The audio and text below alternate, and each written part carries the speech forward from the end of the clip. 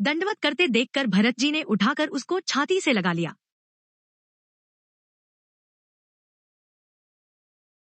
हृदय में प्रेम समाता नहीं है, मानो स्वयं लक्ष्मण जी से भेंट हो गई हो। भरत जी गुह को अत्यंत प्रेम से गले लगा रहे हैं। प्रेम की रीति को सब लोग सिहा रहे हैं, ईर्ष्यापूर्वक प्रशंसा कर रहे हैं।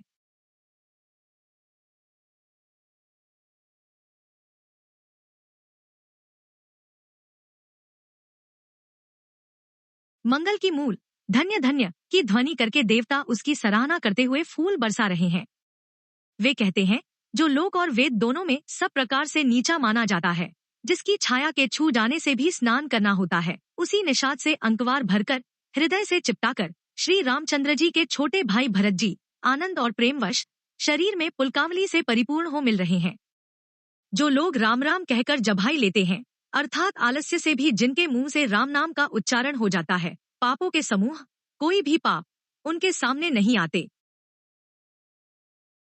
फिर इस गुह को तो स्वयं श्री रामचंद्र जी ने हृदय से लगा लिया और कुल समेत इसे जगत पावन, जगत को पवित्र करने वाला बना दिया। कर्मनाशा नदी का जल गंगा जी में पड़ जाता है, मिल जाता है, तब कहिए उसे कौन सिर पर धारण नहीं करता। जगत जानता है कि उल्टा नाम मरामरा जब तेजपते वाल्मीकि जी ब्रह्मा के समान हो गए। मूर्ख और पामर चांडाल, शबर, खस, यवन, कोल और किरात भी राम नाम कहते ही परम पवित्र और त्रिभुवन में विख्यात हो जाते हैं। इसमें कोई आश्चर्य नहीं है, युग युगांतर से यही रीति चली आ रही है। श्री रघुनाथ जी ने किसको बड़ाई नहीं दी। इस प्रकार देवता राम नाम की महिमा कह रहे हैं और उसे सुन सुनकर अयोध्या के लोग सुख पा रहे हैं। राम सखा निषादराज से प्रेम के साथ मिलकर भरत जी ने कुशल, मंगल और क्षेम पूछी। भरत जी का शील और प्रेम देखकर निषाद उस समय विदेह हो गया, प्रेम मुग्ध होकर देह की सूध भूल गया। उसके मन में संकोच, प्रेम और आनंद इतना बढ़ गया कि वह खड़ा खड़ा टकटकी लगाए भरत जी को देखता रहा। फिर धीरज धरकर भरत जी के चरणों की वंदना करके प्रेम के साथ हाथ जोड़कर विनती करने लगा। हे प्रभु, कुशल के मूल आपके चरण कमलों के दर्शन कर मैंने तीनों कालों में अपना कुशल जान लिया। अब आपके परम अनुग्रह से करोड़ों कुलों, पीढ़ियों सहित मेरा मंगल, कल्याण हो गया।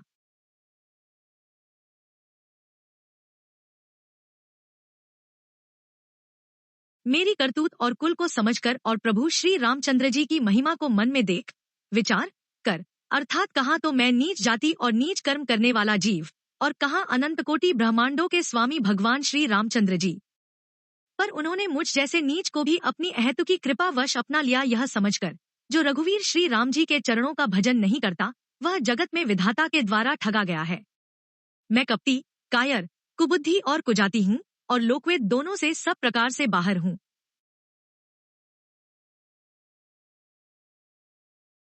पर जब से श्री रामचंद्र जी ने मुझे अपनाया है, तभी से मैं विश्व का भूषण हो गया। निषाद राज की प्रीति को देखकर और सुंदर विनय सुनकर फिर भरत जी के छोटे भाई शत्रुघ्न जी उससे मिले।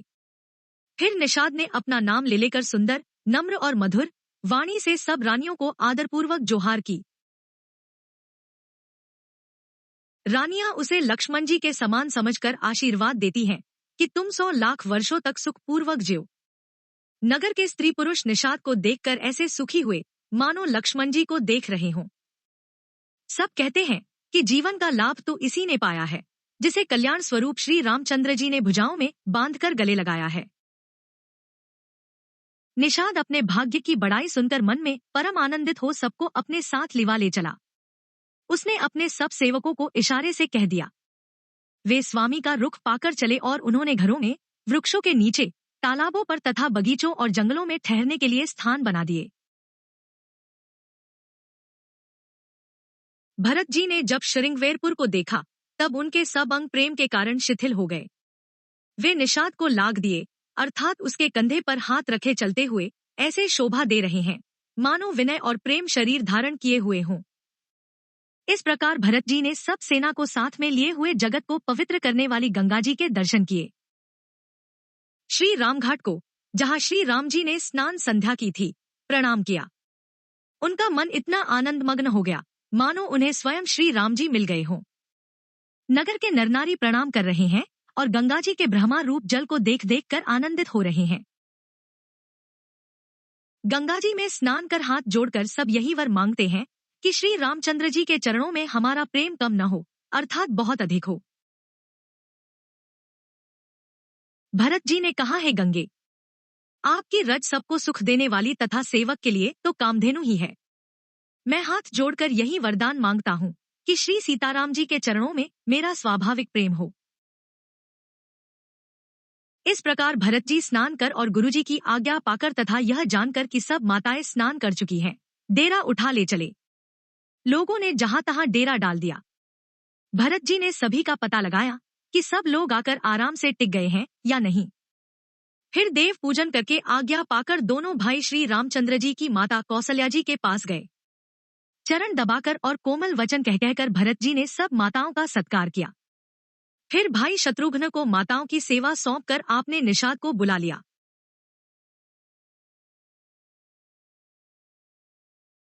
सखा निषाद राज के हाथ से हाथ मिलाए हुए भरत जी चले। प्रेम कुछ थोड़ा नहीं है, अर्थात बहुत अधिक प्रेम है, जिससे उनका शरीर शिथिल हो रहा है। भरत जी सखा से पूछते हैं कि मुझे वह स्थान दिखलाओ और नेत्र और मन की जलन कुछ ठंडी करो।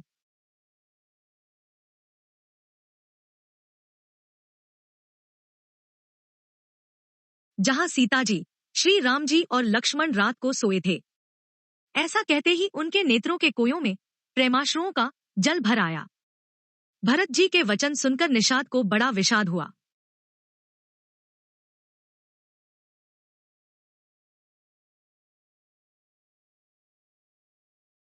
वह तुरंत ही उन्हें वहां ले गया जहां पवित्र अशोक के वृक्ष के नीचे श्री राम जी ने विश्राम किया था। भरत जी ने वहां अत्यंत प्रेम से आदरपूर्वक दंडवत प्रणाम किया। कुशों की सुंदर साथरी देखकर उसकी प्रदक्षिणा करके प्रणाम किया। श्री रामचंद्र जी के चरण चिन्हों की रज आंखों में लगाई। उस समय के प्रेम की अधिकता कहते नहीं बनती।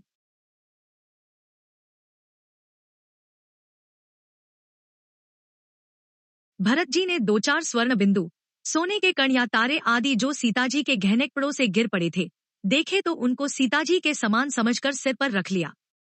उनके नेत्र प्रेमाश्रु के जल से भरे हैं और हृदय में ग्लानि भरी है। वे सखा से सुंदर वाणी में ये वचन बोले।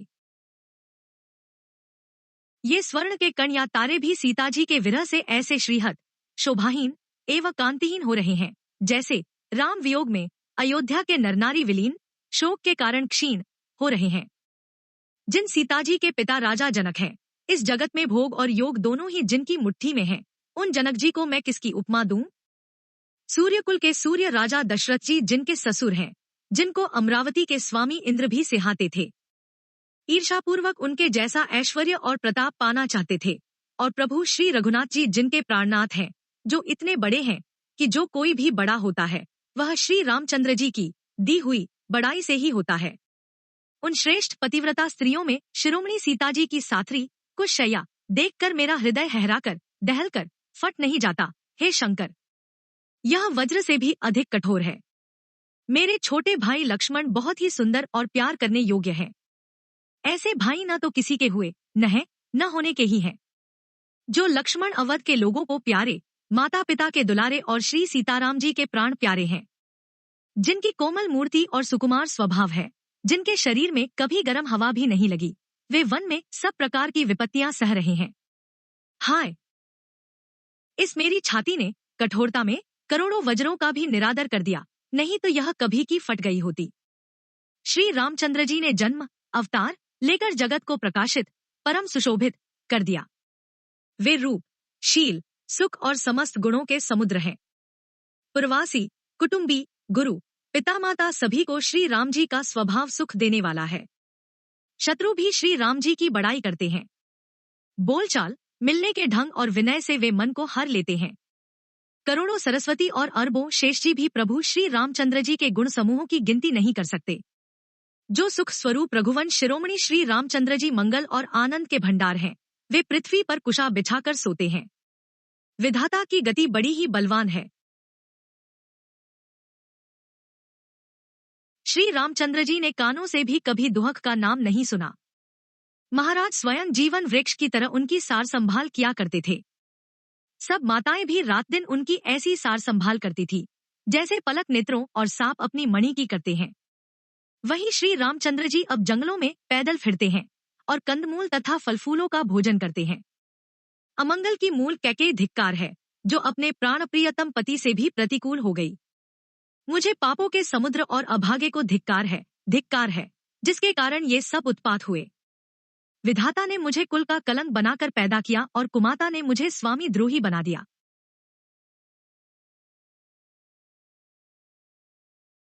यह सुनकर निषादराज प्रेम पूर्वक समझाने लगा, हे नाथ, आप व्यर्थ विषाद किस लिए करते हैं? श्री रामचंद्र जी आपको प्यारे हैं और आप श्री रामचंद्र जी को प्यारे हैं।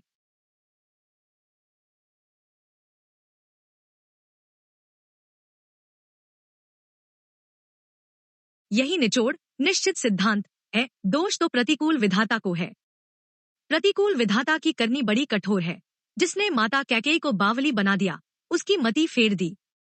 उस रात को प्रभु श्री रामचंद्र जी बार बार आदरपूर्वक आपकी बड़ी सराहना करते थे।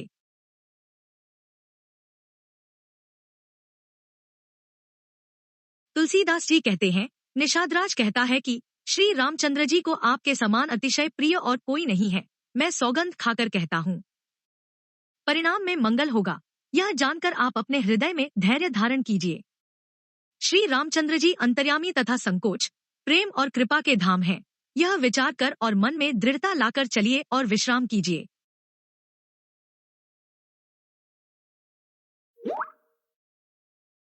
सखा के वचन सुनकर हृदय में धीरज धरकर श्री रामचंद्र जी का स्मरण करते हुए भरत जी डेरे को चले।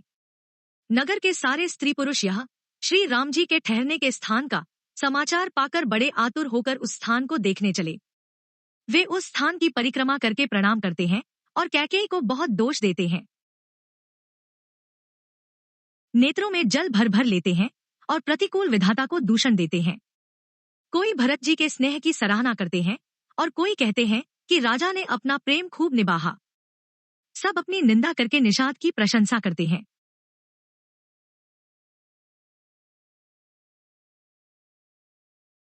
उस समय के विमोह और विषाद को कौन कह सकता है।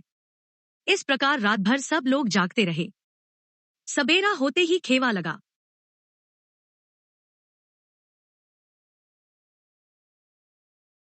सुंदर नाव पर गुरुजी को चढ़ाकर फिर नई नाव पर सब माताओं को चढ़ाया।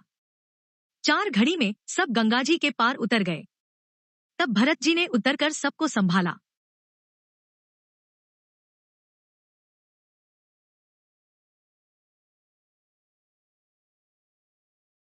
प्रातःकाल की क्रियाओं को करके माता के चरणों की वंदना कर और गुरुजी को सिर नवाकर भरत जी ने विषाद गणों को रास्ता दिखलाने के लिए आगे कर लिया और सेना चला दी। निषादराज को आगे करके पीछे सब माताओं की पालकियां चलाईं। छोटे भाई शत्रुघ्न जी को बुलाकर उनके साथ कर दिया।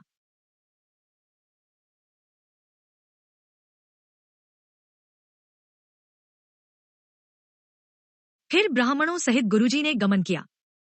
तदंतर आप भरत जी ने गंगा जी को प्रणाम किया और लक्ष्मण सहित श्री सीताराम जी का स्मरण किया। भरत जी पैदल ही चले।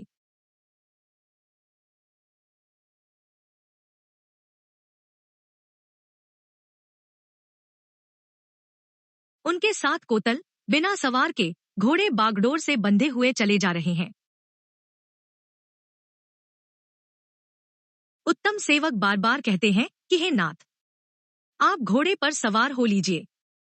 भरत जी जवाब देते हैं कि श्री रामचंद्र जी तो पैदल ही गए और हमारे लिए रथ, हाथी और घोड़े बनाए गए हैं। मुझे उचित तो ऐसा है कि मैं सिर के बल चलकर जाऊं। सेवक का धर्म सबसे कठिन होता है। भरत जी की दशा देखकर और कोमल वाणी सुनकर सब सेवकगण ग्लानि के मारे गले जा रहे हैं।